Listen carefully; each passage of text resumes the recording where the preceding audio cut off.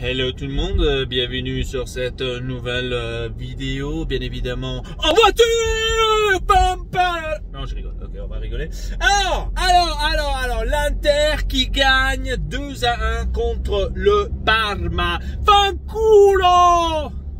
Pioli è secondo, Pioli è secondo, Pioli è secondo, Dédicace à Luca Mastrangelo.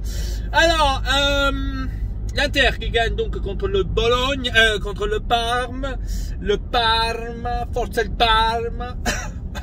Le Parme qui joue toujours qui se transforme bien sûr en Real Madrid quand il joue contre l'Inter. Bizarrement, tout le monde devient un phénomène. Le meilleur joueur de toute la planète, ils l'ont tous contre l'Inter.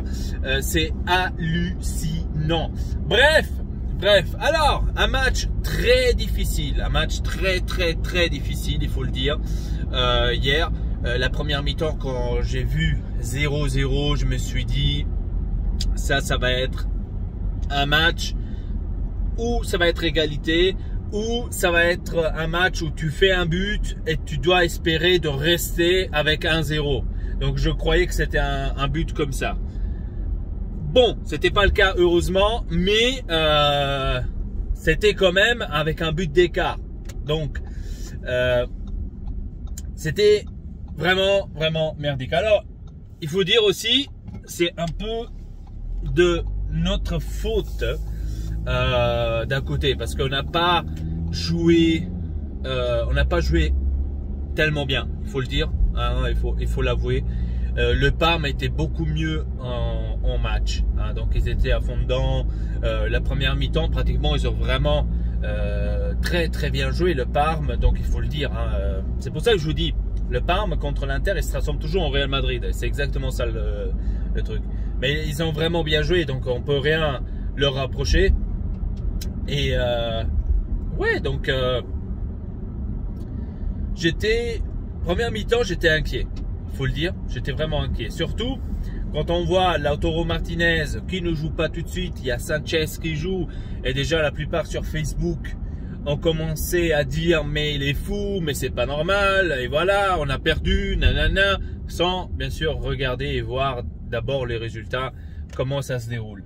Bon, ça s'est quand même bien déroulé parce que Sanchez a fait une doublée, donc rien à dire. Encore une fois, Lukaku qui fait la passe décisive. Donc Lukaku, match après match, il devient de plus en plus fort, j'ai l'impression. C'est vraiment incroyable, vraiment incroyable. Comment est-ce que Lukaku s'est transformé ces derniers mois à l'Inter, c'est vraiment hallucinant, il faut le dire. Je suis vraiment content. Donc de voir un Lukaku de haut niveau comme ça, vraiment, je suis content. Donc hier il m'a bien plu, Lukaku. Sanchez aussi, de son côté, il a fait son taf.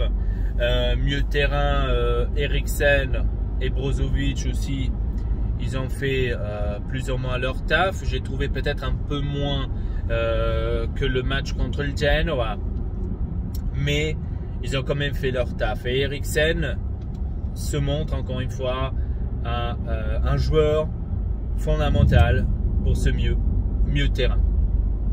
Et après qu'il a changé, qu'il a mis Vidal pour un peu faire reposer Eriksen, etc., j'ai trouvé une bonne idée. Comme ça au moins il pourra récupérer un tout petit peu, et on verra maintenant par la suite, parce que le prochain match, la prochaine qui va arriver, ça va être l'Atalanta. Et l'Atalanta, vous savez, avec Gasperini qui a toujours ce goût amer quand il joue contre l'Inter, il faut faire encore plus attention. Il ne faut rien lâcher, tout simplement. C'est pas maintenant qu'il faut fêter, c'est pas maintenant qu'il faut se laisser aller, c'est maintenant qu'il faut donner à 2000%. et surtout contre l'Atalanta.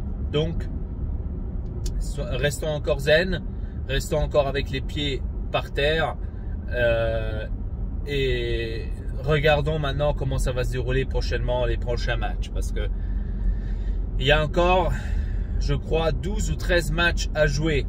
Donc il y aura 12 et 13 finales à jouer. Donc faisons doucement, voyons voir comment ça va se dérouler. Moi personnellement, je dois vous le dire, je ne pense pas que l'Inter jusque là va gagner tous les 13. Je ne pense pas. Il y aura certainement un moment donné où l'Inter va égaliser, où les autres vont gagner et vont reprendre 2 points. Donc, et c'est là qu'on doit être bon à déjà avoir de l'avance. Hein. Là pour l'instant on est à plus 6 du Milan et à plus 10 de la Juventus. Attention, la Juventus a un match en moins qui va le jouer le 17 mars normalement. Et là aussi, ça c'est un sujet, franchement, je comprends pas franchement ce qui fait la fédération italienne. Là, je ne comprends pas la logique. Ils doivent jouer le 17 mars. Mais à ce qui paraît, le président du Naples peut faire en sorte que le match ne soit pas joué patati patata. La même chose avec la Lazio maintenant, qui ont eu ce même cas avec Torino, ils se sont présentés, etc., etc. Le Torino ne pouvait pas partir.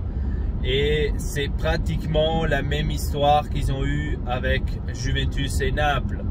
Et donc là, maintenant, le président de la Lazio dit qu'il n'est pas d'accord avec ça, qu'il veut la victoire 3-0 parce qu'eux, ils ne se sont pas présentés. Il faut dire que d'un côté, c'est logique. C'est logique. Et je dis aussi la même chose avec Juventus et Naples. Attention, c'est pas parce que maintenant c'était la Juventus que je dis ah non mais c'est correct quand même qu'ils rejouent.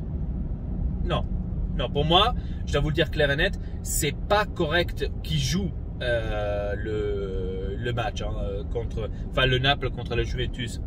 Moi je trouve que c'est pas correct qu'ils doivent le rejouer parce que pour moi absolument là la Juventus a raison, absolument.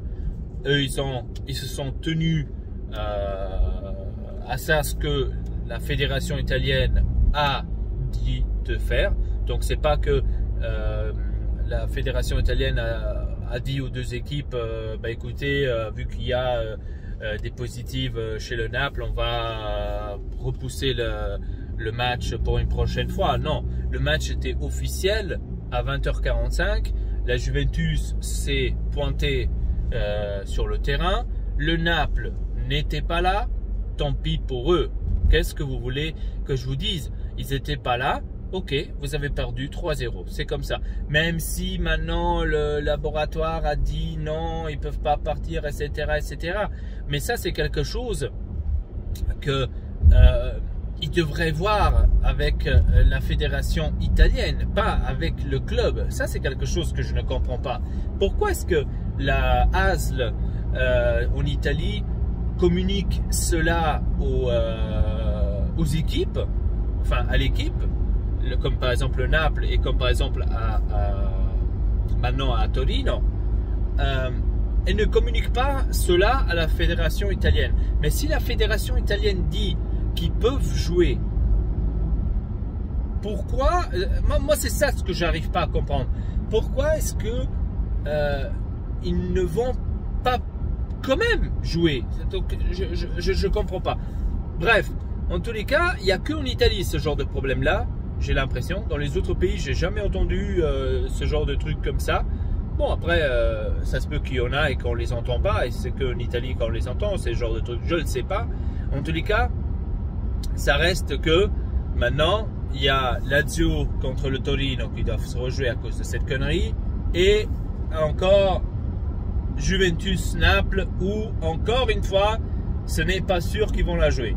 C'est incroyable, c'est vraiment hallucinant, vraiment, vraiment hallucinant. Bref, on verra comment ça va se dérouler par la suite. Moi, j'espère en tous les cas qu'on n'aura pas ce cas-là nous de l'Inter, parce que sinon ça serait vraiment chiant, je dois vous le dire. Ça serait vraiment chiant. Surtout, bon, pour nous encore, on va dire ça va, ça passe, parce que nous, on n'a pas de coupe européenne, on n'est pas en Europa League, on n'est pas en Champions League. On va dire que nous encore, et on n'est pas en Coupe d'Italie, donc on va dire que nous encore, on s'en bat les steaks. Si on ne joue pas le dimanche et que ça va être récupéré dans 2 semaines, le mercredi par exemple, bon, c'est pas aussi grave que ça. Nous, on n'a pas de trucs à faire, un truc à jouer. Donc, si on doit jouer 2 matchs dans une semaine, ok, bon, c'est pas aussi grave que ça, d'accord.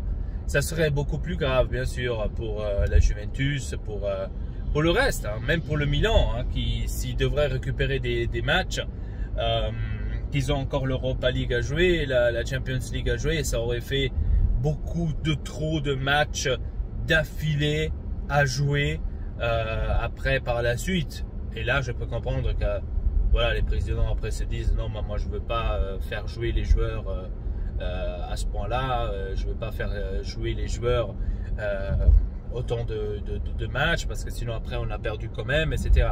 Quoique après je dois dire, si une équipe doit jouer tous les semaines 2 matchs, je pense que c'est pas la fin du monde. Hein. C'est après mon opinion. Hein. Bref, sinon voilà, c'est vraiment catastrophique tout ça. C'est hallucinant ce qui se passe avec cette situation de coronavirus. C'est vraiment hallucinant. Bref, sinon, quoi dire d'autre? Rien à dire d'autre. Hein. Donc j'espère que l'Inter continuera à gagner, continuera à ce pas-là. Et on verra bien comment ça va se dérouler. Hein, prochainement, les prochains matchs. En tous les cas, contre le Parme, c'est une victoire qui vaut de l'or, parce que ça c'est des genres de matchs que à l'époque t'aurais égalisé ou même perdu, et que là avec le système de Conte, on l'a apporté, on l'a gagné, et donc ça vaut de l'or. Ça vaut vraiment de l'or, parce que ça se peut que ça serait peut-être le match crucial pour la fin, par exemple. Ça se peut. Hein. Voilà, donc heureux d'avoir gagné, et j'espère pouvoir continuer cela. Avec l'Atalanta maintenant, lundi, ça va être difficile, c'est sûr, mais pas impossible, parce que l'Atalanta cette année n'est pas celle de l'année passée, où elle a fait l'exploit en Champions League. Donc c'est pas la même de l'année passée. Donc on verra bien comment ça va se dérouler. Bref, sur ce les amis, je vous dis à très bientôt pour une nouvelle vidéo. Abonnez-vous à la chaîne Ortex et le Pas. Sur ce, à la prochaine. Triple peace.